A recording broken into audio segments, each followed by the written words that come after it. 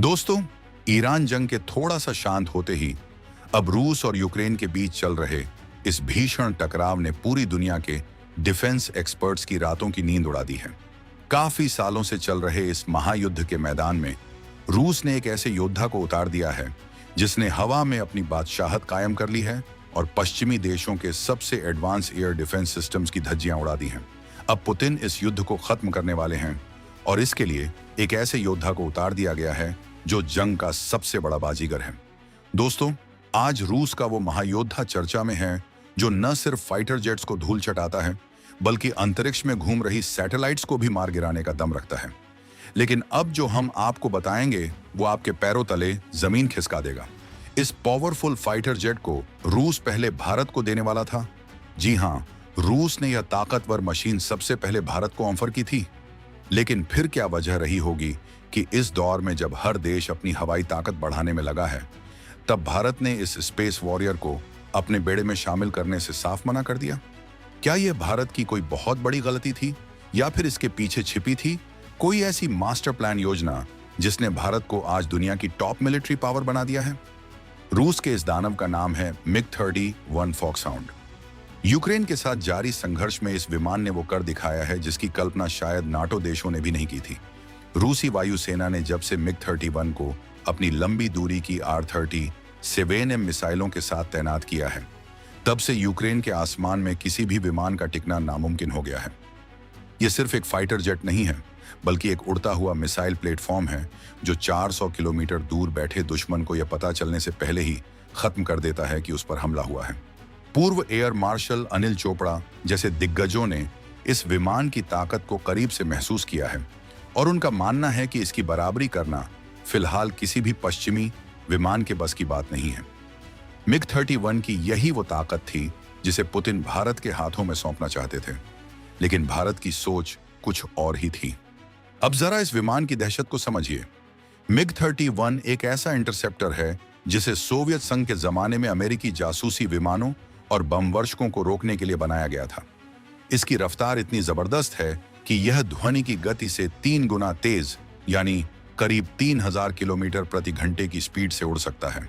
Ukraine के मोर्चे पर रूस ने इसका इस्तेमाल जिस तरह से किया है, उसने नाटो के रणनीतिकारों को हिलाकर रख दिया है। MiG-31 के साथ लगी R-30 7M मिसाइल, जिसे एक्सहेड भी कहा जाता है, हवा में मार करने वाली दुनिया की सबसे खतरनाक मिसाइलों में से एक है। इसकी रेंज इतनी ज्यादा है कि यूक्रेनी पायलटों को अपने रडार पर खतरा दिखने से पहले ही यह मिसाइल उन तक पहुंच जाती है। इसी वजह से यूक्रेनी वायुसेना को अपने विमानों को रूसी सीमा से बहुत दूर रखना पड़ रहा है, जिससे उनकी मारक क्षमता आधी रह गई है। रूस ने MiG-31 की तैनाती सिर्फ सीमा पर ही नहीं की, बल्कि क्रीमिया के बेलबेक एयरबेस जैसे रणनीतिक ठिकानों पर भी इन्हें तैनात किया गया है। यूक्रेन ने कई बार कोशिश की कि इन दैत्यों को जमीन पर ही ड्रोन हमलों से नष्ट कर दिया जाए, लेकिन रूस की सुरक्षा दीवार को भेदना इतना आसान नहीं रहा। 26 जनवरी 2026 की उस घटना को कौन भूल सकता है, जब रूस ने एक साथ 55 मिसाइलों और दर्जनों ड्रोन के साथ MiG-31 से दागी जाने वाली किंजल हाइपरसोनिक मिसाइलों का इस्तेमाल किया था। किंजल एक ऐसी मिसाइल है जिसे आज के समय का कोई भी पैट्रियट या डिफेंस सिस्टम रोक नहीं पा रहा है, और इस मिसाइल को लॉन्च करने का सबसे सटीक जरिया MiG-31 ही है। यही वो वजह है कि MiG-31 आज यूक्रेन के लिए सबसे बड़ा सिरदर्द बना हुआ है। अब बात करते हैं उस रोमांचक पल की जब भारत के एक जांबाज ने इस रूसी दैत्य की सवारी की थी। Retire air marshal Anil Chopra ने 28 मई 1999 को रूस के निजनी नोवगोरोड में स्थित सोकोल एयरक्राफ्ट प्लांट में MiG-31B को उड़ाया था। उनके साथ रूसी पायलट अलेक्जेंडर कोनोवालोव भी मौजूद थे। चोपड़ा साहब बताते हैं कि जब उन्होंने इस विमान का टेक ऑफ किया और थ्रोटल को आगे बढ़ाया तो उन्हें ऐसा महसूस हुआ जैसे किसी ने पीठ पर बहुत जोर से धक्का दिया हो। विमान पलक झपकते ही 15 किलोमीटर की ऊंचाई पर पहुंच गया और उन्होंने वहां माक 2.7 की रफ्तार को छुआ। सोचिए, जमीन से 15 किलोमीटर ऊपर जहां हवा बहुत पतली होती है, वहां भी यह विमान इतनी आसानी से उड़ रहा था जैसे कि कोई खेल हो। सुपरसोनिक गति में प्रवेश करने के बाद भी इसमें कोई कंपन नहीं था। यह बिल्कुल मक्खन की तरह स्मूथ चल रहा था। रूस को पूरा भरोसा था कि भारत इस विमान को देखते ही इसके प्यार में पड़ जाएगा। उन्होंने भारत सरकार और वायुसेना को मनाने के लिए एड़ी चोटी का जोर लगा दिया था। रूसियों का तर्क था कि भारत को हिंद महासागर और हिमालय की चोटियों पर अपनी पकड़ मजबूत करने के लिए MiG-31 जैसे कैरियर किलर और सैटेलाइट किलर विमान की जरूरत है। रूस ने तो यहां तक कह दिया था कि MiG-31 के जरिए भारत अंतरिक्ष में दुश्मन की सैटेलाइट्स को भी निशाना बना सकता है। उस वक्त यह ऑफर बहुत लुभावना लग रहा था, क्योंकि चीन के बढ़ते खतरे को देखते हुए भारत को एक ऐसे ही लंबी दूरी के शिकारी की तलाश थी। लेकिन भारतीय वायुसेना के रणनीतिकार कुछ और ही गणित लगा रहे थे। भारत ने इस ऑफर को बहुत ही विनम्रता से लेकिन दृढ़ता के साथ ठुकरा दिया। आखिर क्यों भारत ने इस सुपर वेपन को न कह दिया? इसके पीछे कई गहरे राज और रणनीतिक कारण थे। सबसे पहला कारण था मेंटेनेंस का सिरदर्द।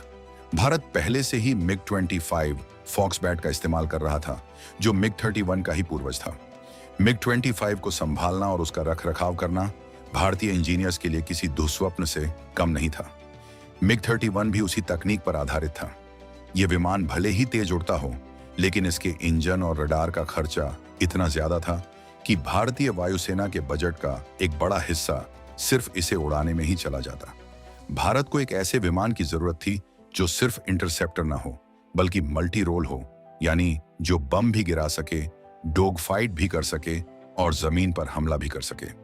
MiG-31 सिर्फ एक काम में माहिर था, दूर से हमला करके भाग जाना।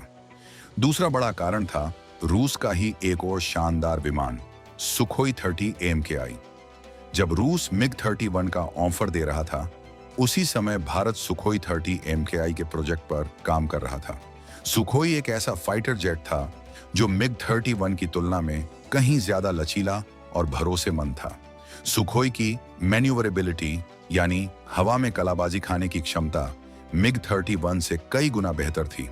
भारतीय वायुसेना ने सोचा कि क्यों न सुखोई को ही इतना अपग्रेड कर दिया जाए कि वह MiG-31 वाला काम भी कर ले। और हुआ भी यही। आज भारत के पास जो सुखोई है वह ब्रह्मोस जैसी खतरनाक मिसाइलों से लैस है और लंबी दूरी के लक्ष्यों को तबाह करने में MiG-31 से कम नहीं है। भारत की एक और बड़ी योजना थी अपनी खुद की A-SAT क्षमता विकसित करना। रूस जिस सैटेलाइट गिराने वाली क्षमता का लालच दे रहा था, भारत ने उसे जमीन से मार करने वाली मिसाइलों के जरिए हासिल करने का फैसला किया। भारत नहीं चाहता था कि अंतरिक्ष की सुरक्षा के लिए वह किसी विदेशी विमान पर निर्भर रहे। मिशन शक्ति के तहत भारत ने खुद की तकनीक से सैटेलाइट गिराने का सफल परीक्षण किया और दुनिया को दिखा दिया कि हमें किसी MiG-31 की जरूरत नहीं है। इसके अलावा भारत उस समय अपनी हथियारों की टोकरी में विविधता लाना चाहता था। हम रूस पर अपनी निर्भरता कम करना चाहते थे और फ्रांस के मिराज 2000 जैसे विमानों के साथ हमारा अनुभव बहुत ही शानदार रहा था। लॉजिस्टिक्स की समस्या भी एक बहुत बड़ा मुद्दा थी। भारतीय वायुसेना के पास पहले से ही मिराज, जगुआर, MiG-21, MiG-29 जैसे कई अलग अलग बेड़े थे। अगर हम सिर्फ 10 से 12 MiG-31 विमान खरीद लेते तो उनके लिए अलग से स्पेयर पार्ट्स, अलग ट्रेनिंग और अलग मेंटेनेंस सेटअप बनाना पड़ता। यह आर्थिक रूप से बहुत बड़ा बोझ होता। भारत ने समझदारी दिखाई और एक नीश प्लेटफॉर्म के बजाय एक ऐसे बेड़े पर ध्यान दिया जो हर तरह के युद्ध में काम आ सके। दिलचस्प बात तो यह है कि चीन, जो हमेशा अमेरिका से टकराने के लिए तैयार रहता है, उसने भी MiG-31 के बजाय सुखोई के वेरिएंट्स को ही चुना। इससे यह साफ हो गया कि MiG-31 एक बहुत ही विशिष्ट काम के लिए बना विमान था, जिसकी जरूरत भारत जैसे देश को नहीं थी, जो अपनी सीमाओं पर हर तरह की चुनौती का सामना कर रहा हो। आज 2026 में जब हम पीछे मुड़कर देखते हैं तो भारत का फैसला बिल्कुल सही साबित होता है। MiG-31 ने भले ही यूक्रेन में अपनी ताकत दिखाई हो, लेकिन भारत की जरूरतें अलग थीं। भारत को चाहिए था एक ऐसा रक्षक जो हिमालय की ऊंचाइयों पर गश्त भी कर सके और समुद्र में दुश्मन के जहाजों को रोक भी सके। MiG-31 एक ब्रूट फोर्स यानी सिर्फ ताकत का नमूना था, जबकि भारत को स्मार्ट फोर्स की जरूरत थी। हमारी वायुसेना ने सुखोई 30 MKI, राफेल और तेजस जैसे विमानों का जो संतुलन बनाया है, वह आज चीन और पाकिस्तान जैसे पड़ोसियों के लिए काल बना हुआ है। भारत ने यह साबित कर दिया कि हम सिर्फ हथियारों के खरीदार नहीं हैं, बल्कि हम अपनी जरूरतों को समझने वाले एक जागरूक राष्ट्र हैं। रूस के MiG-31 BM वर्जन के बारे में आज जो आंकड़े सामने आ रहे हैं, वे वाकई हैरान करने वाले हैं। इसका जैसलॉन एम रडार अब 400 किलोमीटर की दूरी तक लक्ष्यों को पहचान सकता है। यह एक साथ 24 लक्ष्यों को ट्रैक कर सकता है और 8 लक्ष्यों पर एक साथ हमला बोल सकता है। इसके अलावा 4 MiG-31 विमान आपस में डेटा शेयर करके 900 किलोमीटर लंबे फ्रंट को कवर कर सकते हैं। यह तकनीक वाकई में बेमिसाल है, लेकिन भारत ने अपनी ब्रह्मोस और सुखोई की जोड़ी से इससे भी घातक तोड़ निकाल लिया है। हमारी ब्रह्मोस मिसाइल अब सुखोई से लॉन्च होकर वही काम कर रही है जो MiG-31 अपनी भारी भरकम मिसाइलों से करता है, और वो भी ज्यादा सटीकता के साथ। भारत के इस फैसले ने रूस को भी सोचने पर मजबूर कर दिया था। इसके बाद ही रूस ने भारत के साथ सुखोई और ब्रह्मोस के जॉइंट वेंचर को और ज्यादा मजबूत किया। आज भारत खुद मिसाइलें बना रहा है और दुनिया को एक्सपोर्ट कर रहा है। अगर हमने उस समय MiG-31 ले लिया होता तो शायद हम आज भी रूसी स्पेयर पार्ट्स के इंतजार में बैठे होते। आत्मनिर्भर भारत की यह जीत उन सभी के लिए एक सबक है जो सोचते हैं कि विदेशी हथियार खरीदकर ही कोई देश शक्तिशाली बनता है। असली शक्ति अपनी जरूरतों को समझने और उसके अनुसार अपनी तकनीक विकसित करने में है। लेकिन कहानी यहाँ खत्म नहीं होती। यूक्रेन युद्ध ने एक बात तो साफ कर दी है कि हवा में लंबी दूरी की मार ही असली गेम चेंजर है। क्या भारत अब फिर से किसी ऐसे इंटरसेप्टर की कमी महसूस कर रहा है? क्या हमारे पास चीन के उन स्टेल्थ फाइटर जेट्स का कोई तोड़ है जो बहुत ऊंचाई से हमला कर सकते हैं? ये कुछ ऐसे सवाल हैं जो आज हर भारतीय के मन में होने चाहिए। MiG-31 की कहानी हमें सिखाती है कि युद्ध केवल हथियारों से नहीं, बल्कि सही समय पर लिए गए सही फैसलों से जीते जाते हैं। रूस का वो दैत्य आज भी आसमान में दहाड़ रहा है, लेकिन भारत का अपना सुखोई उस दहाड़ को खामोश करने की पूरी ताकत रखता है। इस पूरे प्रकरण में सबसे गर्व की बात यह है कि भारत ने कभी भी किसी महाशक्ति के दबाव में आकर कोई सौदा नहीं किया। पुतिन के ऑफर के बावजूद भारत ने अपने नेशनल इंटरेस्ट को सर्वोपरि रखा। यह 2026 का नया भारत है जो तकनीक को परखना भी जानता है और उसे ठुकराना भी, अगर वो हमारे विजन में फिट नहीं बैठती।